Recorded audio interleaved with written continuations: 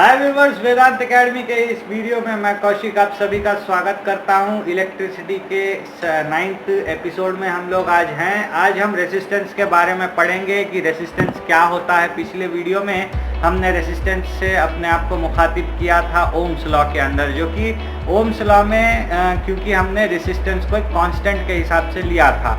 लेकिन रेसिस्टेंस सिर्फ एक कांस्टेंट वैल्यू नहीं है। रेसिस्टेंस की अपनी बहुत बड़ी एक वर्कआउट होती है इलेक्ट्रिकल सर्किट्स में। तो रेसिस्टेंस क्या है इसके बारे में हम लोग अभी जान लेंगे।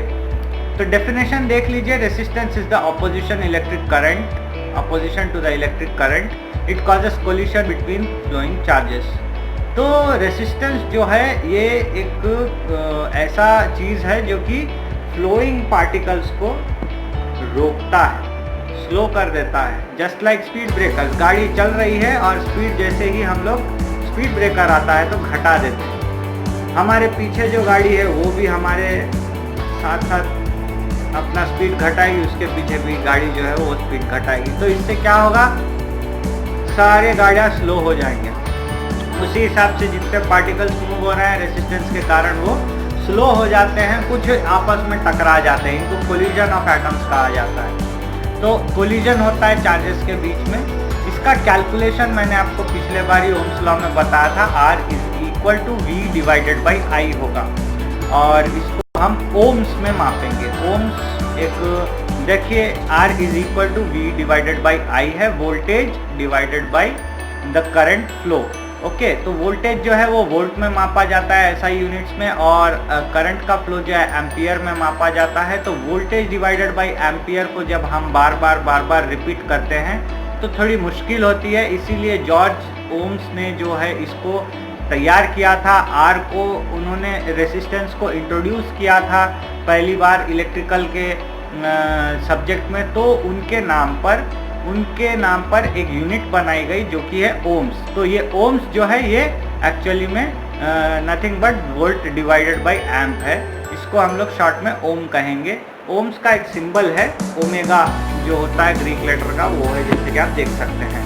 अब हम रेसिस्टिविटी के ऊपर आते हैं। देखिए, हर गाड़ी का एक कहीं ना कहीं स्लो होने का जगह होता ही है। आप चाहे 400, 300, 200 किलोमीटर का हाईवे जर्नी कीजिए, कहीं ना कहीं गाड़ी आपकी स्लो होगी ही। उसी तरह हर कंडक्टर जिसके अंदर करंट फ्लो हो रहा है, कहीं ना कहीं उसमें भी एक रेसिस्टिविटी होती है। वो एक हद तक, कुछ कम हद तक पार्टिकल्स को अपने अंदर रेसिस्ट करने का एक क्षमता रखता है। तो बेसिकली हर पार्टिकल के अंदर कहीं ना कहीं एक रेसिस्टेंस होता है। किसी में कम होता है, किसी में ज़्यादा होता है। जिसमें बहुत कम होता है वो एक गुड कंडक्टर है, उसके अंदर से करंट इजीली फ्लो हो जाता है। लेकिन जिसमें रेसिस्टिविटी बहुत हाई है वो एक गुड इंसुलेटर है, वो करंट को फ्लो होने नहीं देता। जैसे रबर हो गया, सिरामिक हो गया, ये सब चीज़ें जो है बेस्ट इंसुलेटर है। बहुत ज़्यादा रेसिस्टिविटी इनकी होती है। तो बेसिकली आप समझ रहे होंगे कि हर एक मटेरियल का अलग अलग अपना खुद का रेसिस्टिविटी होता है। तो हम जनरल बात कर लेते हैं पहले रेसिस्टिविटी के बारे में। Resistivity is a property of a material. ये एक पर्टिकुलर मटेरियल का एक प्रॉपर्टी है। It is resistance of 1 metre long conductor whose area of cross section is 1 meter square, 1 square meter. The unit of specific resistor is ohm meter. तो इसको हम लोग omega metre से शो करते हैं।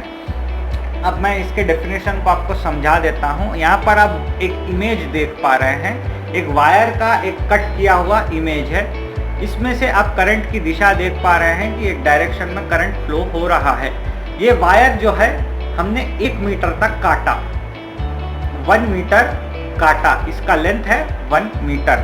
और वायर की जो एरिया ऑफ क्रॉस सेक्शन है, एरिया ऑफ क्रॉस सेक्शन मतलब क्या, उसका मोटाई, उसकी जो मोटाई है वो 1 स्क्वायर मीटर है। उसकी जो एरिया ऑफ क्रॉस सेक्शन है वो 1 स्क्वायर मीटर है। तो एक टुकड़ा हमने ले लिया 1 मीटर लंबा और 1 स्क्वायर मीटर मोटाई वाला एक वायर हमने ले लिया। इसके अंदर से हमने जो है करंट को फ्लो किया और इसके अंदर की रेसिस्टिविटी को हमने मापा। हमने V/I के फॉर्मूला से उसके रेसिस्टेंस को मापा। तो हमने जो रिजल्ट यहाँ पर मिला हमको, वो जो है resistivity of that particular material है। हर मटेरियल का अलग अलग होता है। हर मटेरियल को हमको लैब में जो है ऐसे काट के 1 मीटर लॉन्ग और 1 square millimetre area of cross section रखकर उसकी अलग अलग रेसिस्टिविटी मापनी पड़ती है, तो हमारा इससे जो है रेसिस्टिविटी मालूम हो जाता है।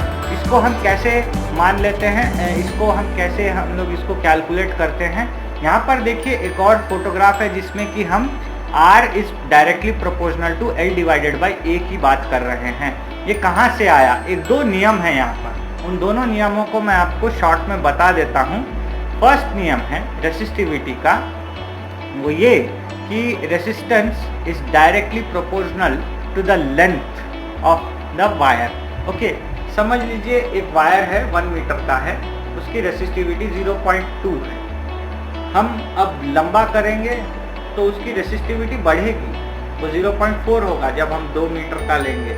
जैसे कि हम लोग 200 किलोमीटर की जर्नी कर रहे हैं, एक जगह दो जगह कहीं ना कहीं रुकावट आएगी। 400 किलोमीटर की करेंगे तो और 2-3 जगह आएगी। तो वैसे ही रेसिस्टिविटी बढ़ती जाएगी, जितना लंबा होगा हमारा वायर, हमारा जो वायर है कनेक्शन का कंडक्टर, वो जितना लंबा होगा उतना ज़्यादा उसके अंदर रेसिस्टेंस आएगा उसके अंदर।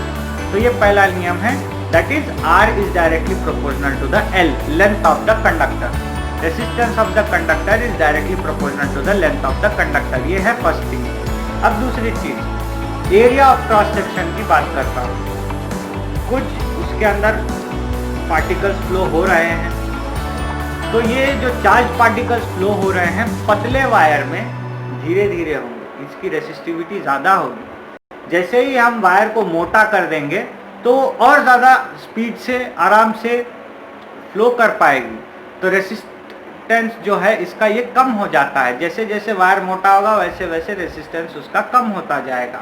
जस्ट लाइक हम सिंगल रोड से जाएंगे तो कहीं ना कहीं एक दो जगह हमको रुकावट आएगी, गाड़ी स्लो करना पड़ेगा, लेकिन जैसे जैसे रोड चौड़ा होगा ट्रैफिक की टेंशन कम होते जाएगी और हम जो है फ्रीली मूव कर पाएंगे।